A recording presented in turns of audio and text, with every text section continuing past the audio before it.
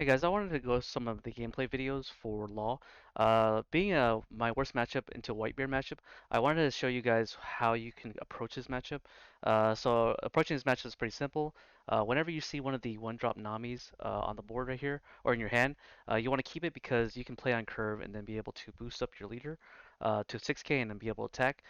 The only upside or the only thing you have to worry about is when you do decide to play Nami, you have to play around a card called Gum Gum Red Hawk, which is a set one card, where if they have, I believe, if they have two open dawns, they can play it and then snipe the one drop. So try to play around that. I think in this game I do play into the Gum Gum Red Hawk, and then I actually lose my Nami.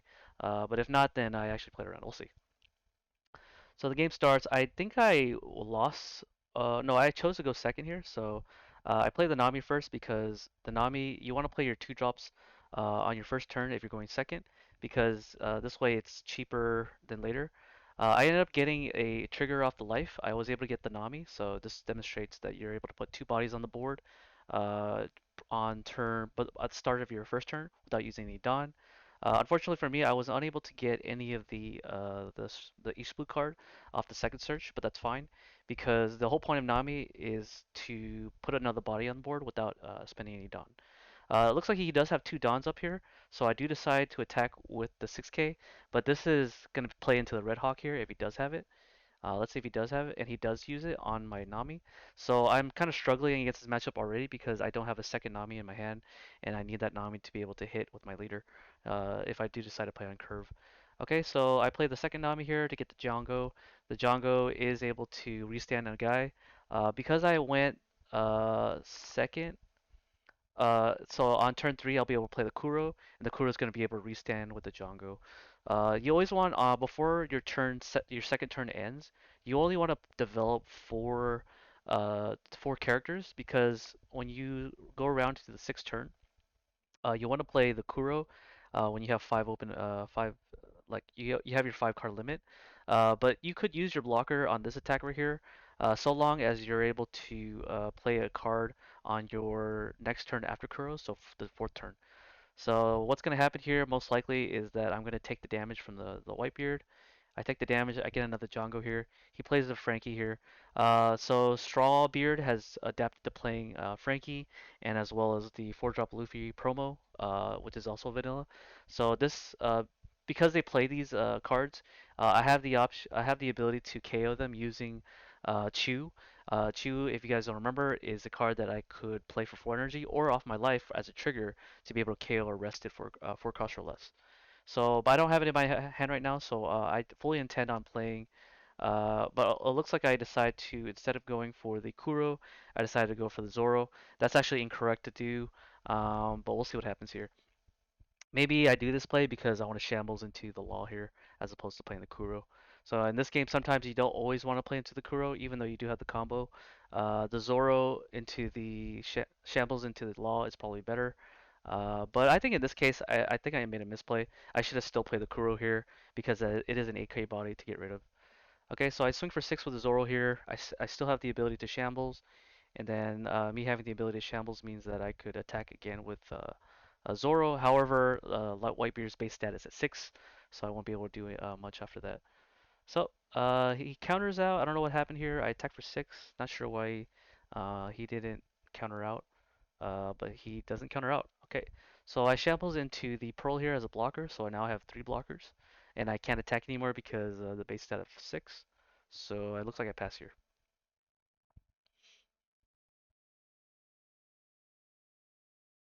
So pass here, Frankie puts a Don, they put a Don underneath the Frankie. I have the option of countering out by giving up my Sanji, coupled by Law. I do have the ability to block this attack if I want to, and I do. The reason why I don't want to block this attack is I want to develop other cards on my next turn. So this is the way I do it. Yeah. So he plays another Nami. He searches for the unblockable Luffy, and he plays 2 more choppers. So it looks like he's heavy on the blockers on this turn. So I have to find a way to deal with the Frankie. I play the Kuro for 6, and I shambles for Zoro here. And I could swing in 6 into 6, so I decided to do that.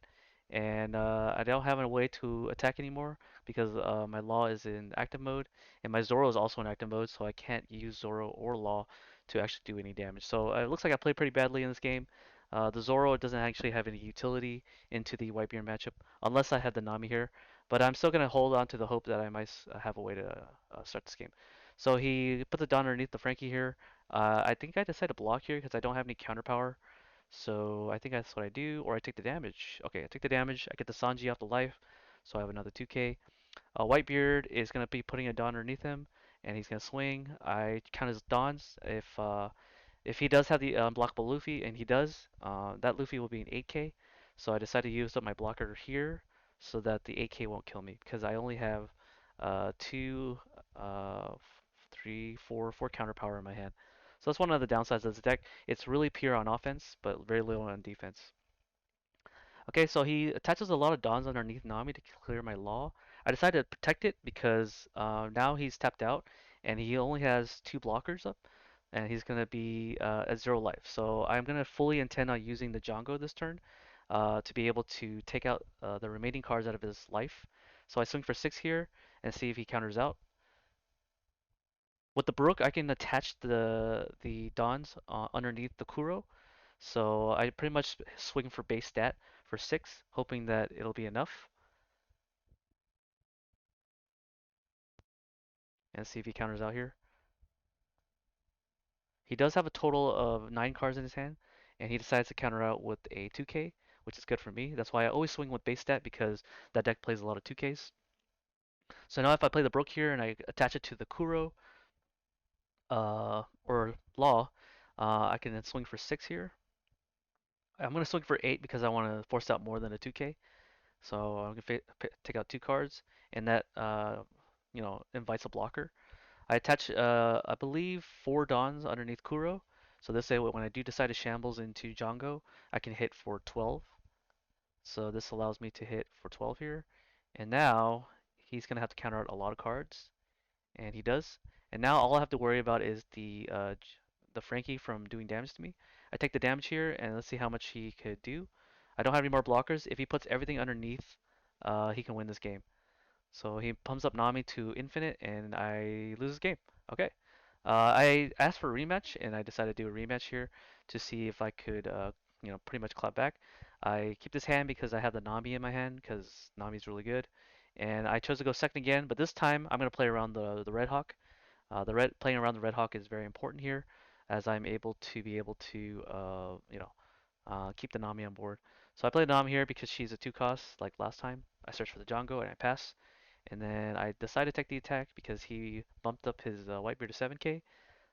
So now I'm on the second turn. Here I decided to attach the Dawn first and then declare an attack first. And let's see if he uses the Red Hawk here.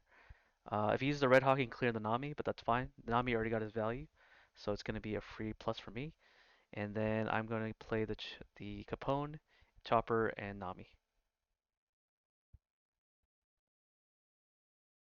So at this point in the game, I'm afraid that he might play Marcos, but I know that he's on Strawbeard. So Marcos is one of those cards that they may or may not play, but they have to search for it. They can't search for it because they don't play ISO. So now it's my turn again. I'm at 6 Dawn. I don't have the 6 drop Kuro, so I'm gonna go for pretty much face here. I attached the 2 Dawns using Brook's ability to pretty much attack with Law so that I have a base stat. I shambles first to Django.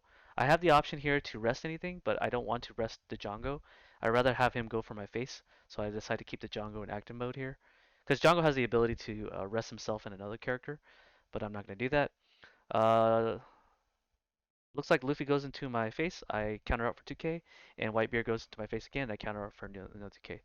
So it's important to keep your life up because you want to be able to last long against Whitebeard because they have a time limit and you do not. Your time limit is when you have less life than your opponent, so that's why I decided to do this. Looks like I draw pretty bad here, so I want to be able to shambles first so that I can use my Nami ability to be able to bump up my leader. But it doesn't look like I'm able to do that easily, so I had to put the Dawn underneath my Law first. Here in this situation, you always want to go for the character first, because he's going to take that life no matter what on his next turn. So you want to go for the character first before actually, before instead of going for the leader, because you're going to be wasting attacks on the leader if you do that. So I'm gonna go for the little character here, and if they want to keep their character alive, they have to counter out, which he does. He gives up a thrush here. I attack with Django for base stat of 6 onto the Luffy here, and I pretty much bluff if I have another Django. So this way, if I can shambles, I can restand the Django. Lucky for me, I'm able to shambles into the Chew because he is a 5 or lower green card. So that's able to take care of the Luffy in rest mode. Now I can use the Sanji ability to be able to go up to 6k, and I can actually go higher because yeah, because I can use Nami here to put it underneath him. I swing for 11 onto the ace here, and hoping that the attack is able to clear him. And if he does counter out, he's going to lose a lot of cards out of his hand to keep the ace alive. And he actually wastes 3 cards to deal with the attack. I'm going to replace the Chew here for the blocker. So he'll have to find a way to deal with Chopper without using Marcos because he hasn't been playing Marcos for turn after turn. So he's gonna attack here. I'm gonna probably waste my blocker here because I don't want him to attack with Luffy and kill me. So I'm gonna block with Chopper here, um, or just counter out. And then if he puts a lot of Dawn underneath the Nami here to attack me, then I might consider taking the damage here because he'll have less for Luffy, the unblockable Luffy. Always want to play around that. So he actually does play here, and he instead of going for my life with the Luffy, he decides to clear the Django here. So I play the Nami here to get the Brook or the Chopper. Looks like I go for the Brook here. I play the Brook here to attach Dawn to the Law here, and then I'm gonna attach another Dawn to the Law. So if I swing with the Law here, I'll be able to take out at least a 2k and one more card. He does have 2 Dawn up, so it's a little scary on my end. So we'll see what happens here. Looks like I'm contemplating going all in with the Law, but if I do that, then Sanji won't have anything to go into. So I shambles here because I can easily put the 2 extra Dons underneath Sanji, and then I just keep the Brook in my hand. So Sanji, I take the last life, and then I'm able to attach more Dons to Law. I swing in with Law first. Probably a bad play because if I swing with Law first, that means that he can Red Hawk the Sanji. So it is a misplay on my part. I should be swinging in with the Sanji first, and then swing with Law. But let's see what happens here. So I swing him for 13 here. He's gonna have to counter out for 7. He wastes up. He goes all the way up to 14k, and then hopefully the 7k will be enough, and it is enough. So it looks like the last card in his hand was a Straw Hat Luffy, and we're gonna show you one more Whitebeard matchup, and then we're gonna call this one video. Okay, here's another game by against another Whitebeard matchup. I do contemplate on keeping the Nami in my hand because I also have a Searcher Nami and as well as the Nami that can give me a 1k on curve. So I think I decided to keep this one. Yep, I do decide to keep it. And then yeah, this guy I played him earlier and I told him about this particular deck build. So yeah. Okay, so he goes first here. He plays a Nami here and he searches for the what does he search for? OPO1 Nami, and he gets a Brook to his hand. So let's see here what I do here. I play the Nami here, and I play the second Nami. So I can search for either the Sanji or the Brook, and I search for the Sanji here. And then I'm going to attach the Dawn to... There's no need to attach the Dawn because I'm going second. So then I just pass here. Okay, takes his turn now. He is now on 3 Dawns. Nami is able to search for the Chopper here, and then he's able to play the Chopper if he wants. He can leave the 2 Dawns up, but it looks like he's going to go for the Brook play here. Don't know if I consider playing Brook here because Brook is not going to do much on the field. So I decided to play the Sanji and then Chopper, and as well as the second Chopper.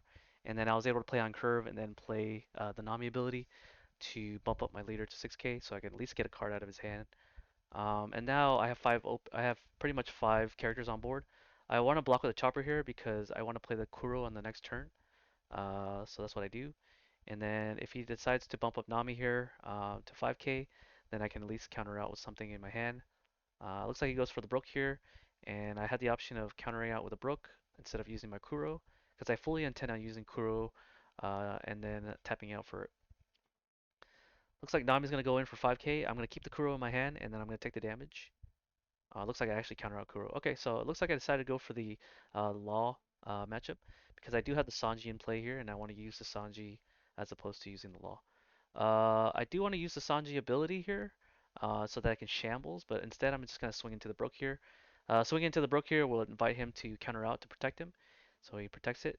And then I can shambles away I can shambles away one of the cards on my hand. So I'm gonna shambles away both cards, play the Nami, and then search for another 2K counter. And then I can use the law here to swing into. Well, I'm gonna use the Nami to bump up the Nami and then go after the Brook.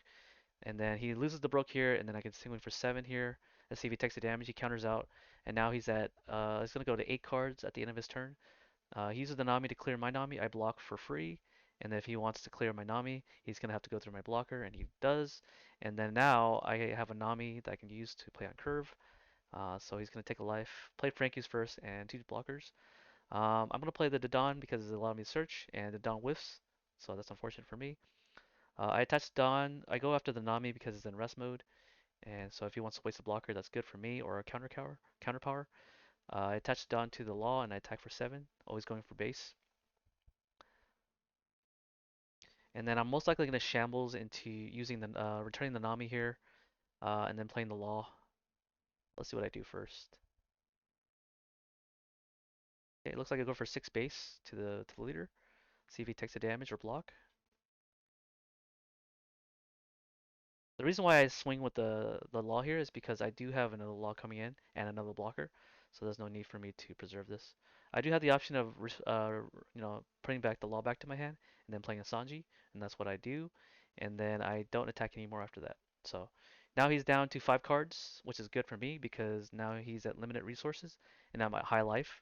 So he's going to take that life at the end of his turn, and then he's going to go down to 1 life, and that's going to be good for me because now I can concentrate my firepower on his characters because when he's at 1 life, there's no need to go after his life. He's gonna pump up the chopper here. Instead of countering out, I decide to take the damage, and then this way I can just pretty much block with the Law and counter out for 1. See if I do that. Nope, I counter out using a Sanji, and then now he's attacking for 6. I can block with the Law here, or chopper. Yep. And now he's at 1 life, and he has 2 things in rest mode that I can attack, so I can focus on board control. Okay, he plays the Marcos here to be able to block. So let's see what I do here. I attack a Makino, hopefully to force out any of his blockers. And he does, and which is good for me because the Marco blocker is kind of annoying. So I'm going to attack 3 into the Dodon here, or into the Makino. And if he wants to save it, he's going to have to counter out. Most likely he's not going to save it and let it die. Oh, he lets it die. He's actually using up guard point for the chopper, which I don't agree with. I'm going to attach Don to the Law here so I can go after the leader. And now that everything's in rest mode, I'm actually going to concentrate my firepower onto his life. And I do have 2 viable attackers now that he's done that. I'm going to shambles my Nami into a Law. Don't need to do that. I should not have done that. I should have just went full force onto the Law without using my Dawn. So I calculate damage here. If he does have the radical beam, he's going to go up to 10, and then that's 14 if he has 2 more 2Ks, and I win the game. All right. So that's the game for all the Whitebeard matchup. I hope you guys enjoyed the video against Law versus Whitebeard. But yeah, it's still a bad matchup, even though I did show you guys gameplay where I am playing against Whitebeard and I won. It's only because I want to be able to show you guys the winning moves, whereas in other matchups where I don't have the Nami to be able to pump up my leader up to 6K to play on curve, then I have a bad matchup if I don't draw the Nami. So this is how you beat the matchup if you have the Nami in your opening hand, and pretty much subsequently win because you're putting a lot of pressure on the board. Okay, hope you guys enjoyed the video. I'll have a different video for this particular build against maybe Katakuri because I do play against that deck very frequently in OPL Sim. All right, see you guys in the next one. Peace.